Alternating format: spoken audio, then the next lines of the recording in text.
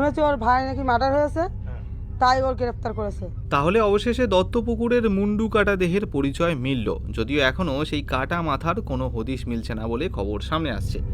মৃতদেহে tattoo দেখে প্রথমে মৃতের পরিবার অস্বীকার করেন চিনতে, কিন্তু পরে পুলিশের কাছে জানান এটি হজরত লস্করের মৃতদেহ। কিন্তু তাও অফিসিয়ালি ডিএনএ টেস্ট করা হবে বলে খবর সামনে আসছে। যদি ওই মহিলার কথা ঠিক ধরা হয়, তাহলে এই মৃতদেহ গাইঘাটার বাসিন্দা হজরত লস্করের। তো এই নামটা উঠে আসায় পুলিশ অনুসন্ধান করতে শুরু করে। তাতে আবার নতুন গল্প বেরিয়ে আসে। এই হজরত লস্কর মোটেই সাধু পুরুষ নন, ইনি এলাকায় চুরি ছিনতাইয়ের ত্রাস ছিলেন। নিজের মাসতুতো ভাই ওয়েদুল্লাহর সাথে মিলে বেশ কর্মকাণ্ড করে বেড়াতেন। এটাও শোনা যাচ্ছে এই ওয়েদুল্লাহর স্ত্রী পূজা দাস, যিনি এককালে সোনাগাছির নিষিদ্ধ পল্লীর বাসিন্দা ছিলেন, তার সাথে নাকি হজরত লস্করের একটা বিবাহ বহির্ভূত সম্পর্ক ছিল। মানে একটা কেস ঠিক কতটা জটিল হতে পারে, মানে কেঁচো খুঁড়তে শেষমেশ কেউটে বেরিয়ে পড়ছে।